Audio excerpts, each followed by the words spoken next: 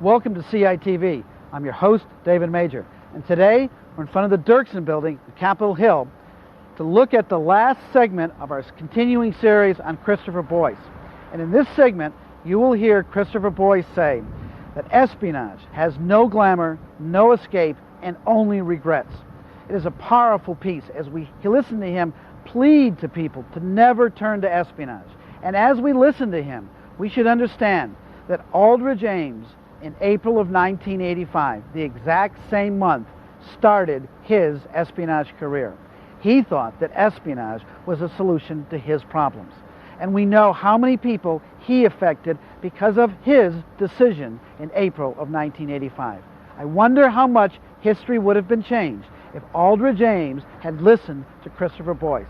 Let's listen to him and see how powerful his testimony was and see what lessons we really have for the future of American counterintelligence. I was just watching television a while ago and saw this program on, so I watched it for laughs. It's called Secret Weapons, and it was on about a month ago. And you see, I think that there's a whole generation of Americans who are coming on who have a view of espionage that is just totally false from the reality of espionage. And I think the entertainment industry really pushes that along. And you take a program like this, starring Secret Weapons, starring Linda Hamilton as the KGB Terminator. There she is in bed, very gorgeous gal. It says, a Russian spy in love with an American. In 23 seconds she must decide her lover or her life. And it goes on to say, the secret weapons are young Russian women recruited and trained by the KGB to seduce targeted Americans. It makes espionage into something that it isn't. Does anybody really think that that's what anybody with any knowledge really think that's espionage? And all the people watching it believe that that's, I mean, the Marine Guards at the White House would be interested in this. It's disinformation. Although it's misinformation, really, it's not disinformation, because if it was disinformation, the Russians would be putting it out. But when people see this, they get a totally wrong view of what espionage is. This had a happy ending. Even the KGB control agent who was setting these Russian women up as call girls for the motherland, even he turned out to be a nice guy who told this Linda Hamilton, yeah, well, go to America and be happy with your American lover. And it's just, there's another program that's really garbage on television that's called Scarecrow and Mrs. King. That's just, I'm not sure you should start listing all the programs which constitute garbage on television. I think we got the message. All right. Could I perhaps turn to some questions dealing with your meeting with the Soviet agents? When you met with them on one occasion, did you not, in Mexico City? Yes, sir. And during that meeting, did they ask you about approaching some other employees of TRW? Could you tell us what they were seeking at that time? Yes, sir. They, well, from the Twixes that they had already received, they already had a knowledge of people in the project, and what they wanted was a list of everyone that was in the project, and they wanted me to tell them different things about these people that could be exploited. Financial problems, marital problems, alcohol problems, sex problems, who was going on vacation where and when and to which countries, and just things that they could use to put hooks into people and exploit them is what Boris was after. I did not give him that, but that's what he wanted. Now, by the time you met with the Soviet agents, you had already decided to leave TRW. Is that right? Yes, sir. Now, did they have any plans for you for the future? Well, I told them, when I went down there, I told them that I was leaving and that was over, and that something had to be done about Dalton. Not that he had to be hurt or anything, but that he was just totally out of control, and that wasn't there something they could say to him or do. And I told Boris that I was going back to school. And his eyes lit up. And he thought that was a great idea. And he was talking about a long-term type of thing. Wasn't at all disappointed that I was leaving TRW, and he was thinking in terms of not next year or the year after that, but 10, 20, 30 years down the road of the same relationship continuing on and on. He was talking in terms of the State Department. They suggest to you that you might go on to school and study international relations, yes, and then end up in the State Department or some right, other government some agency? other branch of the government. Hopefully not Congress. Did that come up? Mr. Boyce, the security briefing that you described occurred several years ago, and the question I have, do you have any evidence that employees today are still glamorizing or see this espionage work as in some sort of glamorizing light? Well, I receive a lot of letters from young women who not just are thrilled about books and movies and newspaper articles and thrilled about espionage, but I get letters from young ladies with security clearances after they have a security briefing at one of the aerospace companies or one of the other defense companies where they talk about espionage and where they happen to mention me. And these young ladies send me letters and tell me that they're thrilled at the thought of espionage and interested in my case, and they want to be secret pen pals. Now, I don't have any secret mail because the warden reads everything that I read, but it would seem to me that if a young woman goes to a security briefing at one of your aerospace companies and is thrilled by espionage and wants to communicate with me about it, it seems to me that they're giving the same type of security briefings now that they were then.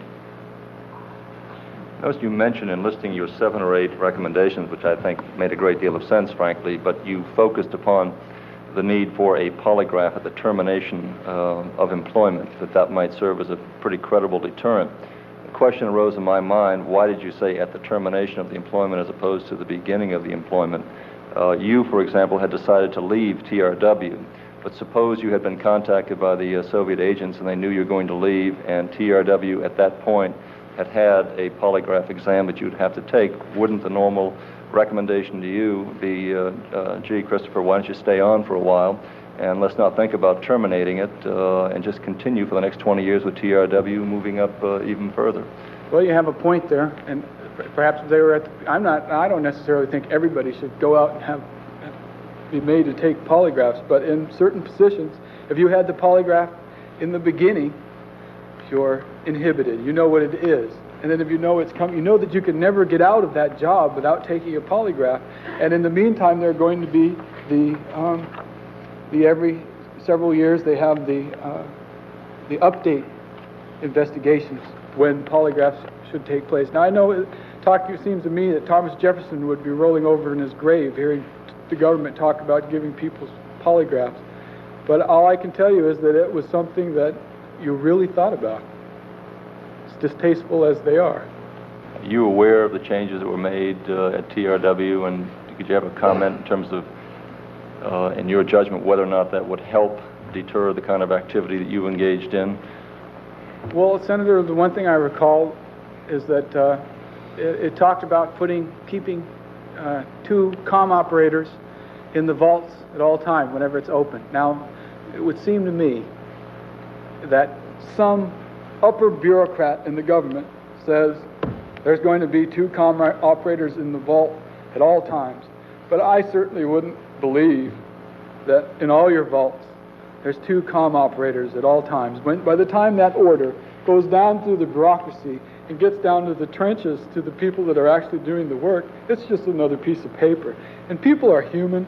They want to go have a cup of coffee. They want to go talk to their girlfriend. They have to go to the bathroom. They have to go to the doctors. You may make those regulations, but when they're applied down at the lower levels like that, it's just so much paper. Senator Nunn. I share Senator Cohen's sentiments in terms of the importance of your testimony, Mr. Boyce. We are grateful to you for being here today. I know that many things you've said here are not things you enjoy saying. They're not things we enjoy hearing. I think that it's a personal tragedy for you and a tragedy for our country that the distinction you so well made in your statement between the dangers inherent in intelligence in a free country are potential dangers, whereas in the Soviet Union and a totalitarian society, those dangers are not potential, they're real. And I know you came through an era where it was very difficult for young people, not just for you, but for many other young people. Most young people did not go to the extremes that you did and did not damage the country. So I think we have to keep that in mind also. But what you've done here today, I hope will, in part, help repair some of that damage by discouraging other young people today and people of every age who are responsible to this country, who are responsible for classified information, help them understand the pain and the agony and the suffering, the anxiety, the mental turmoil that espionage involves, and not, as you said, just the glamour part of it, in which in many cases is not existent at all. I'm interested in pursuing a little bit about what you would do if you were briefing a group of young people who were cleared for classified material, if you were a security officer, let's say of TRW. If you had 100, let's say 15 or 20 young people in a room that had just been brought into the plant and were going to be dealing with classified information, I think you've pretty much made clear the kind of information you feel is exaggerated and not helpful. What kind of information would you give them in terms of protecting this nation's secrets? Well, I wouldn't detract from what they're already told in one area of what they can do to the government. They know that, what they can, and by extension, what they can do to the people. But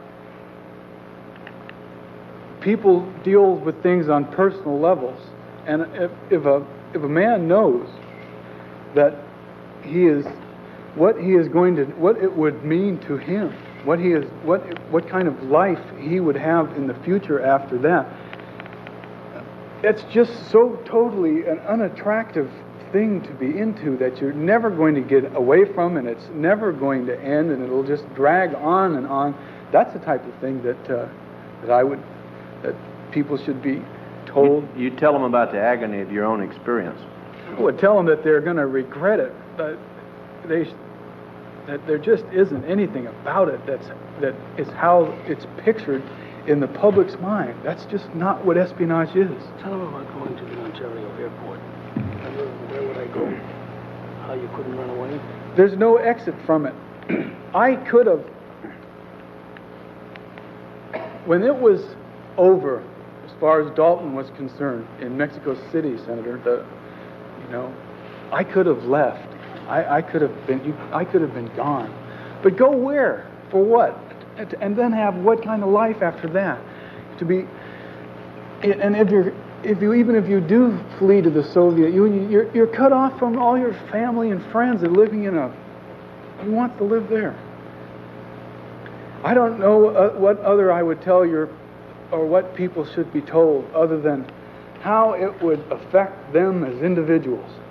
And then if a person knew that, I think that that makes all the difference in the world. I believe that you have some photographs there. Could you share those with us and tell us what they are? Perhaps you could hold them where we could see them here. Maybe staff could assist. One of the marshals perhaps could assist in showing us the photograph. If you'd hold it up and explain each one of them, I would appreciate it. Well, this is the work area, or the front area of. You might want to show it where those cameras could also pick it up. This is the front of the work area of the communication side of security, and this in the background is the black vault. That's on one. That's the black door we see back there. Yes, sir. This here. Maybe the marshal could, one of you could bring it up here if you don't mind that. And this is the KW encrypting machines themselves. One thing I would like to say about these pictures is that they were taken after I left there. And this place has really been cleaned up. These pictures are not what the place looked like when I was there, like this big sign on the wall, "This area is for visitors only." Well, that was after I was arrested that they put that in there. But this is the KW7, and this is the inside of the vault. And this is the KW. Hold it where we can, just hold it up there and we'll look at it with you. And these are the KWs, and they fit into the machine. KW being? The encrypting device itself. And these keys here open, and the code cards are put there and they're closed, and these KWs are in these larger machines that I just showed you. This picture is inside the vault itself, the log desk where all the ingoing and outgoing traffic was logged, and the door to the vault is over here. And it was on this desk that I did a lot of photographing. 5 here is the outgoing Twix correction desk, where the messages we sent back and forth were worked with here. In the background here, you can see these reams of paper that are fed into these telex machines here. And it was a ream such as that, only larger, about this big, about this long, that I brought back into the facility in a potted plant. This is the inside of the vault. How did you get all that in a potted plant? That must have been a pretty big plant. Well, then the plant went up about another 3 or 4 feet big. Was that a routine type thing, people taking plants in and out of that area? Well, there were plants all over the place, and no one ever looked in the dirt, and I needed a big pot, Senator, so I went out and got myself 2 big pots. Is that the one that the guard helped you bring back in? Yes, sir. These are the telex machines inside the vault, 6. And but this is all different from when I was there. All of these shelves up here were just loaded down with unregistered is not the word, but they unaccounted for documents on all these shelves that we just had reference to in all our tapes. Turn it a little bit this way. I'm sorry. That's the inside of the vault. Now, how was it when you were there? Well, it was just a mess, and behind this is where the booze was, and there was just documents coming out of the top up here, and everything should be stamped, and you should know where every document is and account for it. But we didn't. We just whatever was convenient.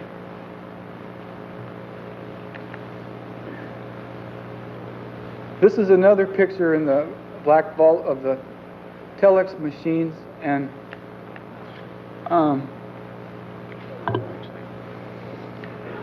in this picture, you can see here on the wall where my superior, Chris Sherman, banked a over-the-hand shot with a half-empty wine bottle towards the document refuse canvas bag, and where the wine bottle missed the canvas bag and broke against the wall. Well, it kind of sounds like, but I don't want to put any words into your mouth, that being a spy is the most glamorous thing in the world. It's pretty dirty business, actually, and it's just people just don't understand what it is. They just don't know what a person goes through day to day in that sort of thing. It's not what you see on television. At what stage did you, if you could tell me approximately, when did you feel the hook? As soon as he came back, as soon as he was back, it just totally envelops your life, and you just pretty much stop thinking of anything else. It concentrates you on that, and any good intentions that you had in the beginning in doing what you are doing just become totally suppressed in the nightmare that's going on right around you as the thing proceeds. So there was a totally different feeling of from there, or from where it started, or where you initially, what you thought it would be like, or what you thought you were doing, or what you... It's so totally different than what I thought it was going to be like that, I mean, it's hard to even explain with words, sir, but anybody that has ever got into espionage knows exactly what I'm talking about a week later. and regrets it. Well, we have invested a lot of time to study the Christopher Boyce case, and there are a lot of messages that come screaming out of this case to us. But the most important one really emanates from this testimony that you have just seen in front of the Senate Select Committee on Intelligence in 1985. This testimony is taking place in April of 1985. That is the exact same month that Aldrich Ames starts his espionage career. And when we look at it through that prism, we learn something that maybe more people should have listened to what Christopher Boyce says. Lesson 1. We listen to him talk about women who have received security awareness briefings. And what does he say? That they are energized by those briefings, by seeing Christopher Boyce on 60 Minutes, and are sending him letters that they want to become secret pen pals with Christopher Boyce, the traitor, the spy. They want to have him help them start down this road. And that's a very sad commentary, that they don't realize what it will mean to them. Because Christopher Boyce is asked, what should the security awareness presentations really say? And he says, you will learn to regret it.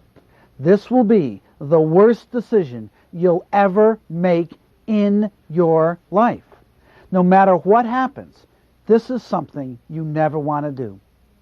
I wonder if Aldrich Ames had heard that same month, whether that would have deterred him from making the worst decision that he ever made in April of 1985, when he volunteered to the KGB to solve his problems. Because we know that his decision cost the lives of over 10 brave Russian citizens who were helping the CIA. So maybe we need to reflect back on what Christopher Boyce tells us, that this is serious business. We must always and may never not invest in counterintelligence. Very important business.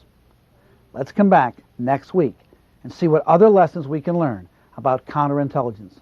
I'm your host, David Major, for CITV.